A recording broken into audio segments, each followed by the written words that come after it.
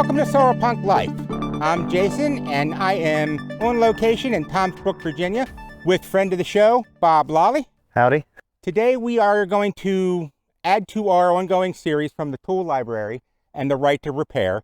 We are going to talk today about small engine repair. Well, today, Jason, we're going to be talking about the Briggs & Stratton. It's the most popular small engine basically used in the history of small engines. Generally speaking, they're 3.5 horsepower. They're used on lawnmowers, they're used on go-karts.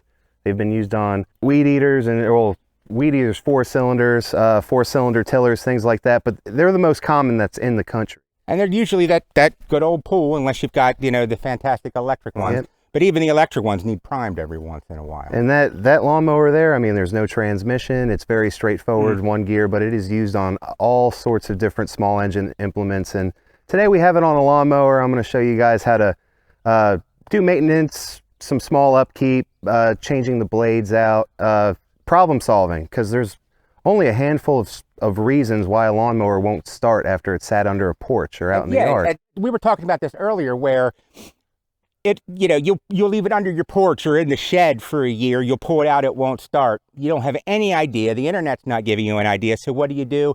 You put it back under the porch and buy a new one. Yeah, and you don't have to. It's a really simple fix, and I'm going to show you guys how to do that. These fixes are easy, and if you look into some of the other tools that we've been presenting in the tool series, you're going to use them. Let's talk first about the different, what makes it a small engine? What are the different types of small engines that we're going to run in? Well, and fuels and things like that. Small engines, anything under, I think, 20 horsepower, 23 horsepower. There's nothing electronic on this lawnmower I'm going to be working on today besides, well, the spark plug system, which is basically only 3 parts. Correct. So, but with small engines, it's really just comes down to the horsepower. There's 2-stroke, there's 4-stroke, also referred to as 2-cycle and 4-cycle. What's the difference? The difference between the two is essentially how many cycles is involved in keeping the engine running. So something like this weed whacker here that's right next to us, there's only 2 cycles, and they combine them. There's intake, compression, power, and exhaust. And if anybody would like to look further into that, there are a lot of resources that actually will explain that. For the sake of keeping things simple today, just know that with a 4-stroke, intake, compression, power, exhaust is the cycles that the engine goes through. You don't have to mix oil with those. The oil is self-contained, the gas is self-contained. You just pour gas into the lawnmower. With a 2-stroke, you have to mix your oil, and there's different mixtures for all sorts of different applications. A lot of chainsaws are 2-cycle, weed whackers are 2-cycle, and with those, they have a reeve system in them. And basically, because the gas and fuel mixture, the oil mixture, it lubricates the engine while the engine is running, which is why you have to mix oil and gasoline. 2-cycle is a mix. Yes. 4-cycle, everything is compartmentalized in its own area. You just fill each of the individual areas and you're good to go. All right, so on the table in front of us, we have some of the things Bob's going to use today to refurbish and basically get his lawnmower ready for season. Bob, what do we have on the table? And we'll show you, we're going to cut to the lawnmower, but just to get an idea of what we're looking at before we start actually maybe throwing some work onto the lawnmower, we'll discuss everything. Basically, I just have an assortment of some of the hand tools. Most of the things that we're going to do today is going to involve just screwdrivers and sockets. I also have non-ethanol fuel. You don't have to purchase it like this. This is what was at Home Depot. It is harder to get a hold of, I've noticed on a personal level, if you're in a city, because non-ethanol fuel is basically, they mix corn oil, essentially, like corn fuel. And in cities, a lot of the times you can't find pumps that don't have ethanol in them. They always have at least 10%. Yeah. So you can go out to a local hardware store and purchase these. So why ethanol free? Ethanol free is really important, particularly for small engines, because you don't run them all the time. They're not like a daily commuter vehicle. And the thing is with ethanol is it will gum up.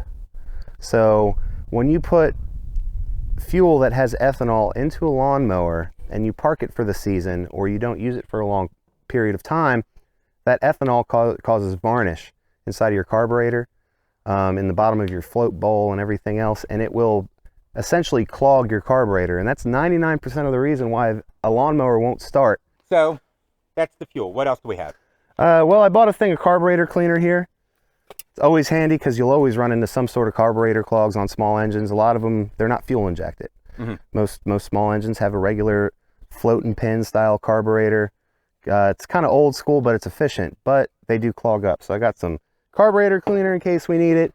An assortment of filters. You can't go wrong with those. They basically keep things neat and tidy. I got some oil here that's for 4-cycle engines because that's what we're going to be working on today. So what kind of oil? What are the Well, specs? I mean, essentially 4-cycle SAE 30. If you look at a vehicle, you see 5W30, 10W30 motor oil. You can usually use 5W30. Like if you just have car oil laying around, like 4-cylinder cars use 5W30, and that should be fine. Okay. But just for today, I actually got 4-cycle small the good engine. stuff, the real stuff. The real stuff. We need something to remove the spark plugs in the whatever engine you're working on. You can use, the spark plugs are usually a little bit smaller. Like this here, this is specifically a spark plug for my small engine, but it is a little bit smaller than most of the spark plugs in the car, so I have an attachment here. Spark plug wrench attachment. Yep, and if you can find regular spark plug removers, but this thing here is kind of universal. I can use it on all sorts of them. I got a new blade. We're going to go over the blades today. They can seem scary, but really it's not that difficult to replace them. We'll talk about that. We got an air filter. That's important. A lot of air filters, you don't have to replace them all the time. With air filters, if you take your old one out, and I will show you guys how to do that, you can wash it with regular dish soap and water and let it dry. And most of the time they're okay. You want to stay away from using anything that is petroleum based to clean your air filter because the petroleum will eat up the styrofoam. I bought one here just for, most likely that one there will probably be able to just clean it. Okay. But we'll see when we get in there. This lawnmower, I haven't touched it. I haven't done anything with it. Everything we're going to do today is just how it was after it's been sitting for so long. Cool. And as always, when you're working on projects, you have your safety eyewear and a set of gloves. And for aesthetics today, we aren't going to be using that because we're not turning the lawnmower on in front of us, and we want you to be able to see our fingers. But when you're working on projects, if you're not sure, it's hot, the motor's hot, wear gloves and protect your eyes. And when we do go to, if we do fire this thing up, I'll make sure that this is on. We'll have that. So. All right. Well, that's that. These are the tools we're going to use.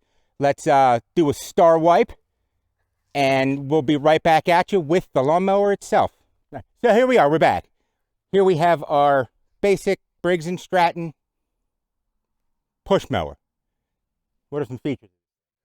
Well, I mean, it's pretty featureless, which makes it great, to be honest with you, because it's so basic. It's kind of like when you have crank down windows in your vehicle, Jason.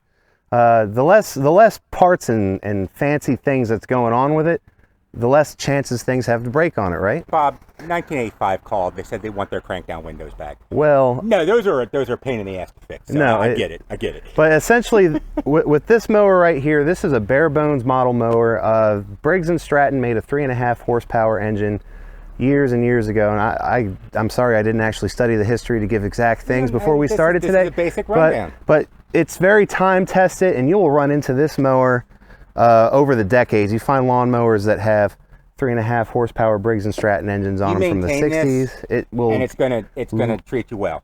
We did some still shots earlier of your carriage house, which is a lawnmower graveyard. There are a ton of small engine lawnmowers in there that you've picked apart to repair 2 or 3 mowers that you use. That's anti-waste.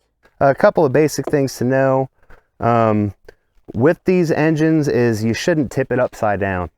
Some of them are old, and you know, in an old vehicle, you ever have like some oil that you burn? And, yeah.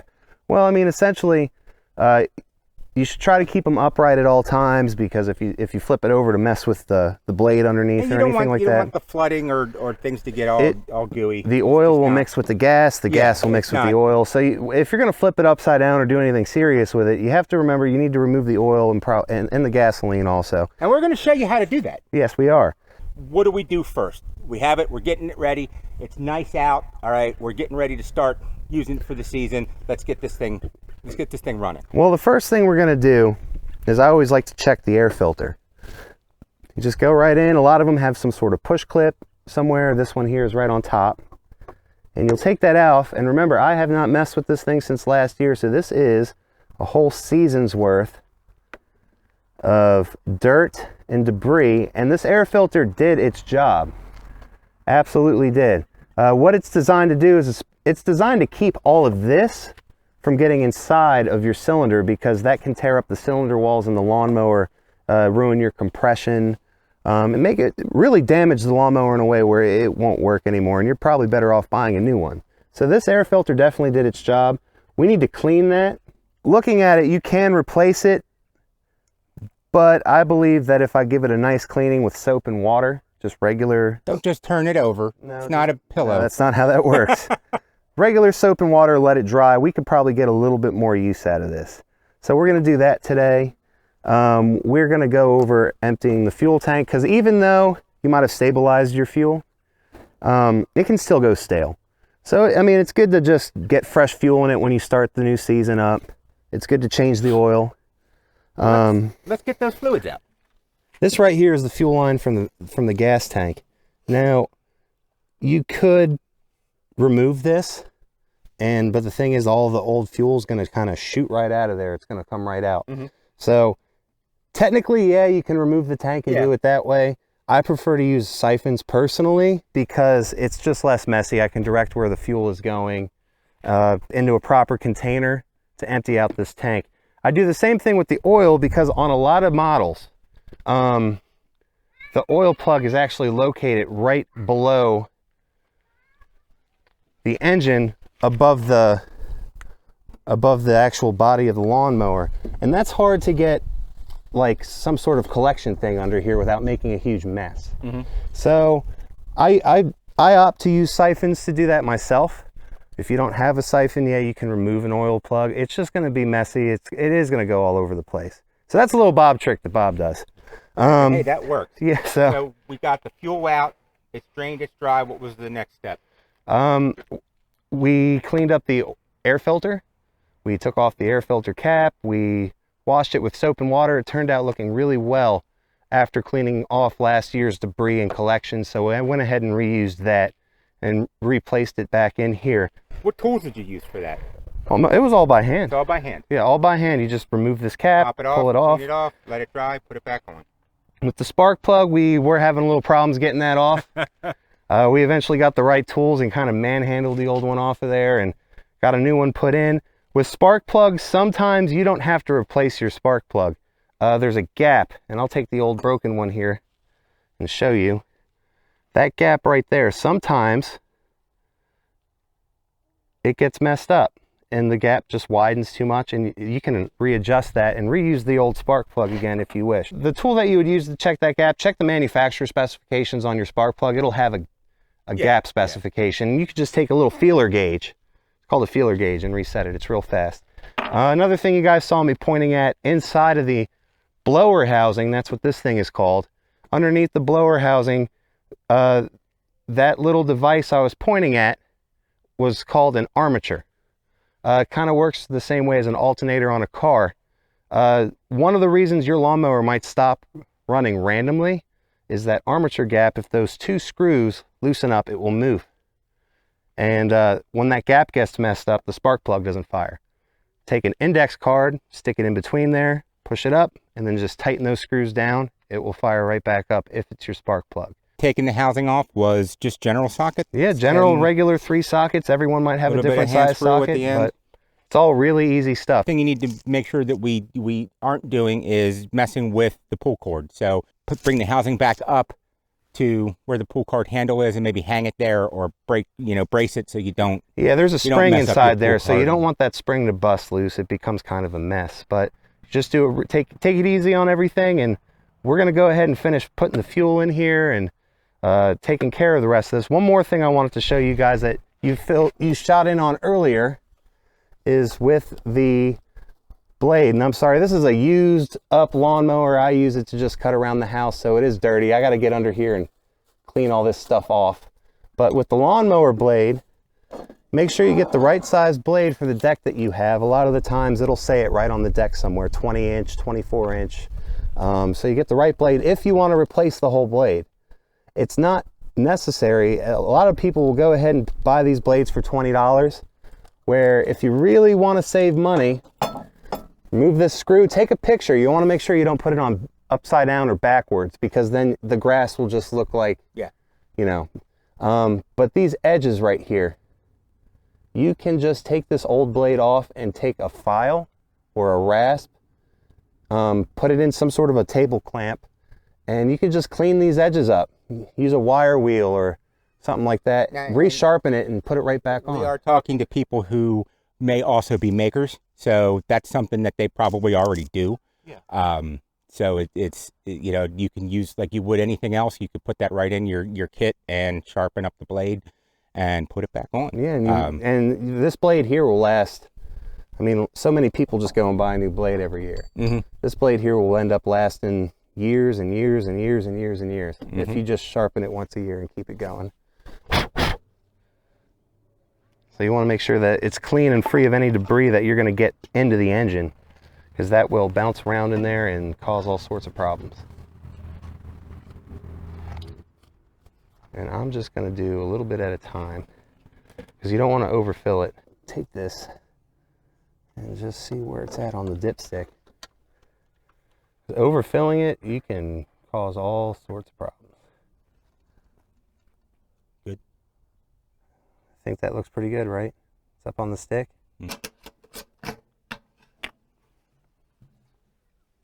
A little bit at a time, because it does not hold a lot of fuel.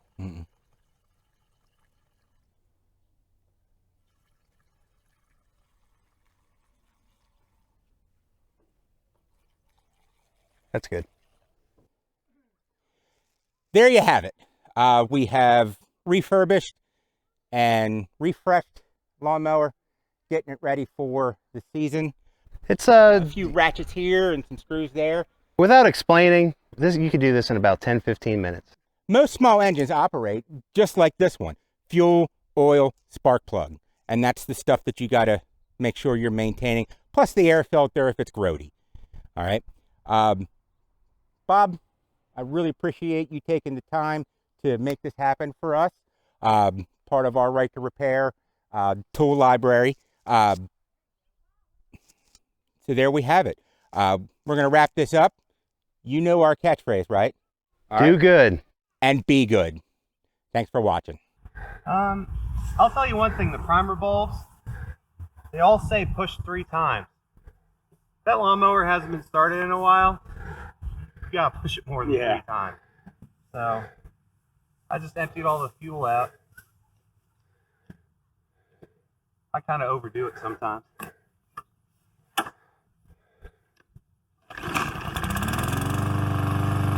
First pull.